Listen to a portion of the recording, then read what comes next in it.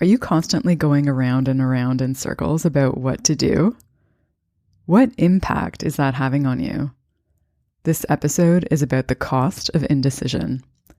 You're listening to Pure Light, where we explore how you can believe in yourself and be happy with who you are, so that you feel worthy of your craziest dreams and confident in your power to make them happen. My name is Ailey. I'm a coach, writer, and Kundalini yoga and meditation teacher. This is episode 105. So in the last episode, I talked about what can make decision-making so hard and two ways of looking at it to help break the pattern of being indecisive. And so today I wanted to talk about what indecision can cost you, because it's often not immediately apparent when you're being indecisive. So in my late 20s, I was really indecisive, like probably from about the time I was 25 to 28 or 29. And I was constantly questioning everything, big and small. So stuff like, should I stay with the company I'm with? Should I leave? Should I change careers completely?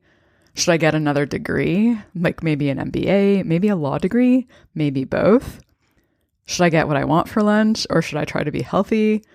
And like, what should I wear today? It was this constant back and forth in my mind about everything. And it was really annoying because it's like I was living in a state where I don't know was the answer to everything, which was really frustrating. And it would make me feel angry with myself because I was like, why can't you decide? What's wrong with you? And there would always be a good reason why I shouldn't do something. So I was rationalizing everything and overthinking and really blaming my indecisiveness on things outside of me. So on the circumstances I was in, by telling myself stuff like, I can't do this because, if I get another degree, I'll have to leave my job, and then, it's going to cost me a lot of money, and then I don't know if I'll have a job when I finish. So there was always this constant, stuff going on in my mind about reasons why I couldn't do things. And because it was all based on stuff outside of me, at one point I realized that if I kept waiting for things to change, if I kept waiting for things to be different, I could end up waiting forever. And when I realized that, I really started paying attention to, like, how am I contributing to my indecisiveness? Like, what am I doing that is leading to me being that way? And the more that I started paying attention to it, I noticed that it's not that I never had an instinct about what to do or what I wanted.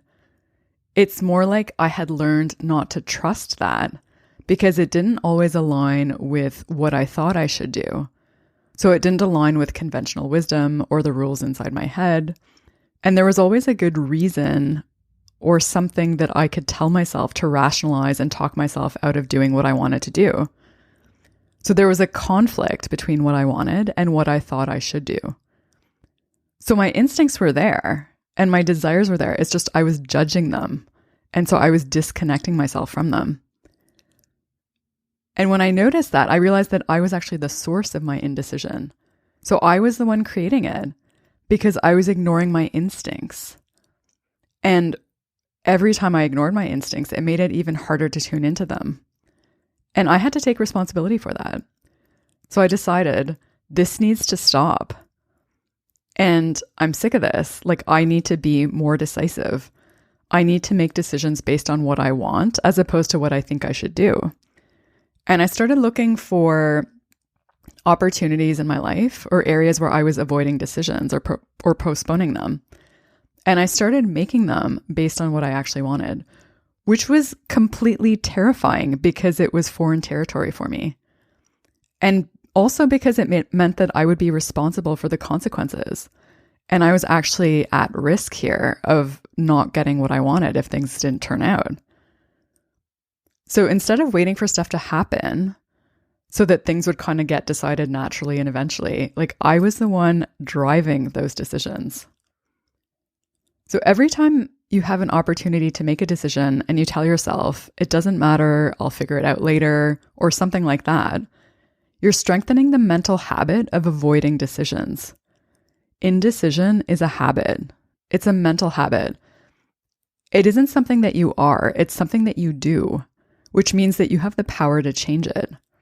It's a form of self-doubt, and every time you do it, it becomes easier and easier to tell yourself that it's okay or that it doesn't matter if you delay or avoid making a decision. But that's just a story that you're telling yourself. Because your mind may be able to rationalize that something won't impact you. But the reality is you'll experience the consequences of indecision energetically. You'll feel that sense of stuckness or being stagnant. So there's an emotional cost to this because it's creating frustration and it's costing you peace of mind. Because even if you aren't actively thinking about it, every time you avoid a decision, it's an open loop, meaning it's something that's unresolved and it's still in the back of your mind at some level, which means that when it comes to this thing, you're kind of stuck in your head instead of actually doing something about it. It also means that you're staying stuck in your comfort zone by default because not deciding is just perpetuating the status quo, so you're not growing. But more than that, you're not allowing yourself to experience the thrill of the ride. You're not really living your life. Because instead of making those decisions, you're just thinking about it and telling yourself you'll do it later. But then later, the same thing happens. So it's a way of eroding self-trust because you're effectively lying to yourself because you're telling yourself that you'll decide later, but then later you tell yourself the same thing. So you're strengthening the mental habit of delaying or deferring decisions. And at the same time, you're strengthening the habit of talking yourself out of trusting your instincts. The more you avoid decisions, the less you'll trust yourself. So being indecisive can cost you a lot of things. It can cost you time, energy, peace of mind, opportunities. But more than that, it can make you stop trusting yourself. So Liz Gilbert has said this, and I love this quote. I've never seen any life transformation that didn't begin with the person in question finally getting tired of their own bullshit. So there may be times in your life where there's a legitimate reason for you to delay a decision. So maybe there's something going on that's way more urgent, or maybe there's something that's clouding your judgment in some way, or preventing you from making that decision and moving forward. And the only person that can tell if that's true is you. So only you can tell if whatever you're telling yourself is true or if it's bullshit. So if it's true that there is some legitimate reason that you cannot move forward right now, make a decision about when you'll revisit this. And if it's not, if it turns out that it is bullshit, it's up to you to decide, do I want to keep ignoring my instincts? Or am I ready to let this go? Like, am I willing to break that pattern and trust myself? So in an episode of Super Soul Sunday, Oprah was talking to Bob Iger, who is the CEO of Disney, and he said, in today's world, if there's a decision to be made by you, then make it, because otherwise the world will make it for you, and that's never good. So the next time that you catch yourself trying to avoid a decision, how do you want to handle that? Remember, indecision is just a habit. It's not something inherent in who you are. So no matter how indecisive you've been in the past, you have the power to make that decision about how you want to handle indecision right now. And then when the opportunity comes up, the next time you notice that you're being indecisive, you also have the power to honor the decision that you made about how to handle indecision.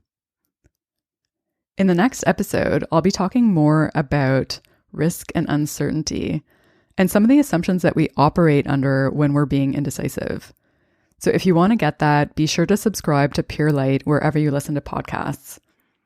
And if you enjoyed this, leave a review wherever you listen to podcasts, because that'll help other people find it. Thanks so much for listening.